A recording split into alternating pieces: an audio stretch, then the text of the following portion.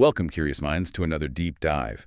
Today we're peeling back the layers on a truly complex web of topics that touch the very foundations of society. Yeah, quite a mix. Absolutely, from the details of Dutch governance and its role in the European Union to the fascinating dynamics of wealth and even the future of our democracy itself. We've compiled some really thought-provoking sources for you, featuring journalist Jort Kelder. He offers some pretty unvarnished perspectives on these interconnected issues. He certainly does. So our mission today is basically to pull back the curtain, extract the most important nuggets of knowledge, and hopefully give you some genuine aha moments. It's a remarkable collection of insights, isn't it? Well, what's particularly striking, I think, is how Kelder manages to connect seemingly disparate issues, Right. from something like a delayed street repair all the way to the grand challenges of European financial stability and the role of our light. Every piece of his analysis truly informs the next. So we're going to try and connect these dots for you, helping you understand not just what is happening, but why it matters, and maybe what valuable lessons we might learn from different approaches around the world. Exactly, that idea of connecting the dots, from local street to global finance. That's precisely what makes Kelder's perspective so compelling. So let's start with that street, shall we? Okay. Kelder kicks off his observations with a surprisingly relatable image. A street under construction. He shares this anecdote about an 8-month delay for just a 200-meter street repair in Amsterdam. 8 months. 8 months. And often, he says, with no one actually working for much of the day. It sounds almost comical, really. It does. But he presents it as a stark symptom of a much larger systemic issue. It's a vivid picture, definitely. And it immediately makes you ask, right, is this just some isolated incident, or is it, like you said, a reflection of a deeper structural problem? Kelder suggests this reflects an extremely bureaucratized system, a civil servant society in the Netherlands. It's primarily focused on, well, avoiding risk and preventing errors. Risk avoidance. Exactly. I mean, think about the sheer coordination needed for these projects. Electricians, plumbers, everyone. If half the team is on holiday or sick, Everything just stops. it grinds to a halt. And the critical insight here, I think, is how such a system prioritizes the process, the rules, over actually getting the job done on time. Right. Now, contrast this with, say, Singapore. He points this out. There, civil servants can apparently earn bonuses based on whether their efforts have genuinely made society wealthier. Not just on sticking to the rules or, spending the budget by December 31st to make sure they get the same amount next year. It's a fundamental difference in the whole philosophy of governance. That's a really powerful distinction. And this isn't just about governmental efficiency then, is it? Kelder links this slow, risk-averse system to a broader societal impact. He argues that the Dutch population has been sort of raised into dependent children by the government. Strong words. Very. He highlights that about 50% of income goes to the government. And he questions if, maybe, reducing that to, say, 30% might encourage people to organize things themselves, rather than automatically relying on the state for every little thing. It's provocative, almost suggesting a kind of societal infantilization. It's certainly a strong claim, and while Kelder paints this picture really vividly, a deeper insight maybe is how these seemingly benevolent state policies, perhaps over decades, can inadvertently chip away at a society's capacity for self-reliance. Unintended consequences. Exactly. It's less about a simple tension and maybe more about the unforeseen long-term erosion of civic agency, This paternalism he talks about, it might cultivate a lack of trust in citizens' own abilities to organize themselves. And that ultimately leads to a society where the downsides of overprovision aren't always clear to the average person until a crisis hits. It really makes you reflect on that balance, doesn't it, between state support and individual initiative. It does. And this critique of the internal Dutch way of doing things naturally leads us to look outward. So what alternative models does Kelder highlight as being truly transformative? Well, this is where it gets really interesting. He often points to Singapore as a kind of dream scenario for governance. It's a city-state that, in just 2 generations since 1965, transformed itself from what was essentially a third-world country into one of the top 3 global economies. Quite a transformation. Incredible. And it wasn't by accident, he stresses. It was through decisive and planned choices, systematically building a reliable seaport, then an airport, then a financial hub, strategically investing in top sectors like nanotechnology, while attracting the absolute best global talent. Very focused. Very. And he contrasts this sharply with the Netherlands approach, where, maybe due to various lobby groups, he says everyone is suddenly a top sector. Dilutes the focus, perhaps? Yeah, that focus is key. Singapore, despite sometimes being labeled a nanny state for its strong social provisions like government-subsidized housing that helps many citizens own their homes eventually, Right. it operates almost like a highly efficient company. Their focus seems to be on the best solution for everyone, rather than just placating individual lobby groups or getting bogged down in polarizing debates. You see that in their infrastructure. Definitely, like their dynamic road pricing system. It apparently ensures a consistent 12-minute trip to Changzhou Airport, even during peak hours, just by adjusting the price. Wow. What's truly insightful here, I think, is this pragmatic, evidence-based approach to governing. But it also raises a crucial question, doesn't it? Which is? What are the trade-offs in terms of individual freedoms, or maybe the messy but often vital process of democratic debate, when efficiency becomes the absolute paramount goal? That's a critical point for any nation looking at models like that. Okay, now moving closer to home, in Europe. Kelder praises Sweden for its innovative approach to wealth and investment. Ah, yes, Sweden. Instead of high wealth and inheritance taxes, which historically led to an exodus, think IKEA leaving, Right, big names. they made a strategic shift. Sweden abolished those taxes. Instead, they offer tax credits to wealthy individuals who invest in Swedish startups, particularly in the tech sector. So incentivizing investment. Exactly. And the result. This policy has helped Sweden develop one of Europe's best functioning capital markets, second maybe only to California. It fostered this vibrant tech scene, Spotify being the obvious example. This is a powerful example, isn't it? A country shifting its approach from maybe punitive measures to strategic incentives. What's really insightful isn't just abolishing the taxes, but actively redirecting that capital through those incentives. Reimagining the state's role. Fundamentally reimagining the state's role in capital formation, yeah. It's about creating an ecosystem where wealth can actually grow and contribute domestically, rather than just fleeing. And Kelder also points to Denmark, another social democratic country, quite similar to the Netherlands in many ways. But he argues they managed to do many things, from refugee policy to environmental policy, just a little bit better. Just a little bit better. It's intriguing. It is. It compels us to ask, what specific principles or approaches allow these seemingly similar nations to achieve these subtly but consistently superior outcomes? Good question. And this discussion of national economic strategies naturally brings us to the more complex relationship with our place in Europe. Right, the EU dimension. Kelder expresses that he's actually become more European in recent years. He's open to federalization in some areas, but he draws a very firm line. He says, I will not take over Italian debt, period. A clear line in the sand. Absolutely. He believes a strong currency union should have been a Protestant union, essentially aligning countries with similar fiscal morals, as he puts it.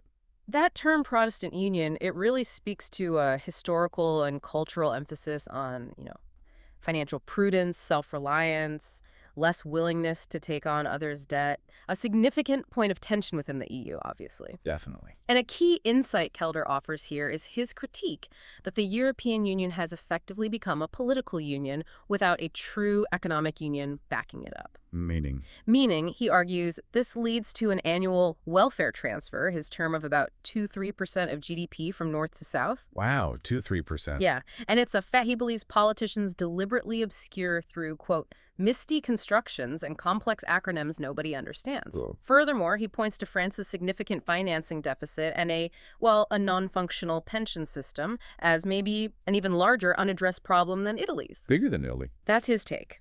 He calls the euro a kind of gospel, where ordinary citizens are largely unaware they are effectively paying for other countries, which leads him to question, would a company like ASML really sell fewer wafer steppers if the Netherlands had a different currency?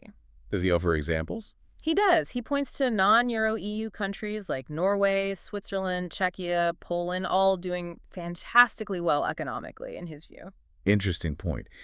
And there's this troubling lack of transparency around the financial costs, too, isn't there? He hammers that point home. Kelder highlights the misty constructions again at the European Central Bank concerning Italian bank debt. And closer to home, he notes the Dutch National Bank's own multi-billion euro losses and dwindling equity. Which you don't hear much about. Exactly. Almost no significant public or parliamentary debate. He even recalls Klaas Knot, the president of the Dutch National Bank, widely respected, acknowledging that the Netherlands no longer controls its own interest rate. That power now resides in Frankfurt. This is such a critical piece of the puzzle, isn't it? It leads directly to that question of where national sovereignty truly resides in today's globalized financial system. Yeah. I mean, if even expert journalists struggle to uncover these details, how can citizens truly understand the implications and, engage in an informed debate? What's the solution then?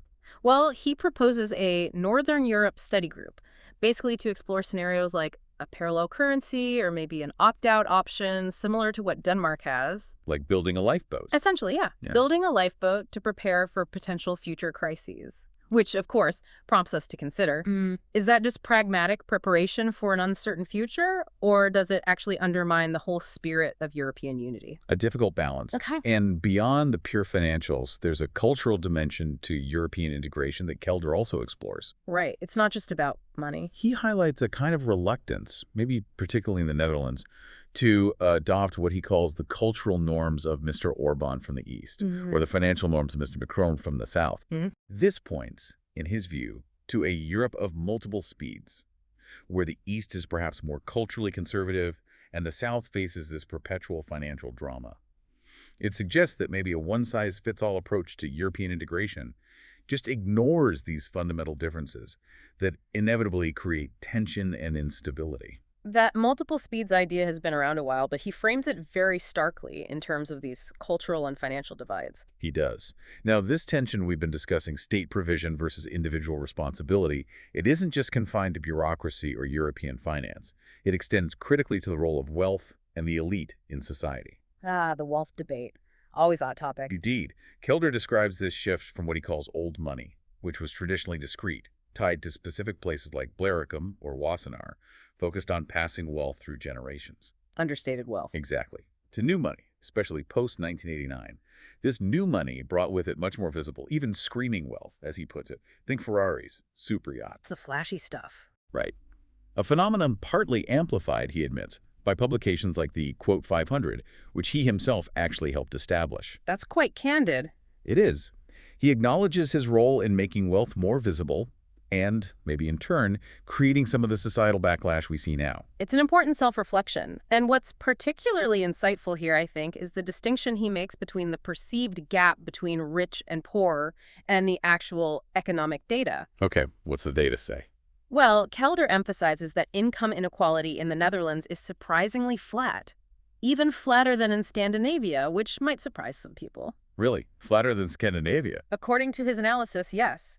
And he also clarifies that wealth inequality figures are frequently skewed because they often exclude pensions and owner-occupied homes. Which are huge assets for many. Exactly. Together, they constitute something like 80% of middle-class wealth. When you correct for that, he argues, the Netherlands is indeed a wealthy Western country, but not some extreme outlier like, say, Switzerland or the U.S. That's a crucial clarification. It is. So a key takeaway is that much of the public discourse around wealth inequality might be based on incomplete information, fueling more of an emotional rather than an evidence-based debate. Okay, so that's a vital clarification. What happens then when this political debate around wealth becomes, as Kelder puts it, ugly? Yeah, things get heated. He notes that these politicized discussions often lead to proposals for unrealistic levies on wealth. He cites things like the Box 3 taxes, that's the Dutch system for taxing wealth from investments and savings for our listeners, or even calls for a 7% tax on the richest individuals. Which sounds very high. Extremely. And he warns of the very real risk of an exodus, not just of wealthy individuals, but critically of companies too. Similar perhaps to the UK's experience with its non-dom regime changes. Right, capital flight is a real concern. He fears losses like Shell, Unilever, maybe even ASML, considering diversifying abroad. And he points to Italy's, well, he calls it fraudulent flat tax of €200,000 for wealthy Europeans, despite Italy getting significant EU aid, as a blatant example of how some countries actively try to attract mobile capital by undercutting others. It really compels us to ask that difficult question. What's the true long-term cost of these, let's say, punitive tax policies if they actually drive away the very capital and businesses that are essential for funding our collective provisions, healthcare, education, all of it.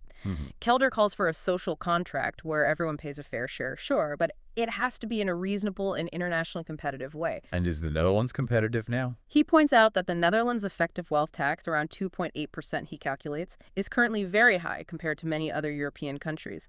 That's a fact often overlooked in the political rhetoric, which tends to focus on perceived unfairness rather than these competitive realities. Right. He also introduces this concept of reciprocity within that social contract. Reciprocity? Okay. He contrasts the traditional old money connection to their oikos, their home, their community, their roots, with what he sees as the more individualistic, maybe opportunistic nature of new money. Less tied to place. Perhaps. He observes that many entrepreneurs today feel unseen and even insulted by the current discourse. They're openly contemplating leaving the country. That's worrying. It leads to what he calls the sad sight of even former Dutch ministers. He names Joop Wien, Jan Kees de Jager, moving to places like Dubai, which he describes quite dismissively as an ahistorical place and a dictatorship purely to manage their wealth. Wow, that really underscores the potential severity, doesn't it? When people who once served the country at the highest levels feel the need to move their capital elsewhere. It really does. So wrapping all this together, what does this all mean for our democracy itself? Kelder's quite critical here, too. Okay, how so? He describes the Dutch population, somewhat harshly perhaps, as decadent and spoiled voters. He feels they prioritize personalities over policy substance. Yeah, and he argues this leads to unstable governments and real difficulties in forming lasting coalitions. As for solutions, he suggests things like adopting an electoral threshold, maybe like Germany's 5%, to reduce the fragmentation caused by lots of small parties. Fewer parties, more stability. That's the idea, aiming for more stable two-party cabinets, perhaps. He even floats the idea of directly electing the prime minister. It's a harsh judgment, spoiled voters, isn't it? It really makes you reflect on the nature of citizen engagement today. It does. And while Kelder points to these systemic issues, like party fragmentation, one crucial consideration is, well, is the fundamental problem truly the system? Or is it, as he suggested earlier, a population that has perhaps been raised to expect almost everything from the government? The dependency theme again. Exactly. He uses the Toeslegen affair, that tragic childcare benefits scandal where thousands of innocent families were wrongly accused of fraud by the tax authorities. A terrible situation.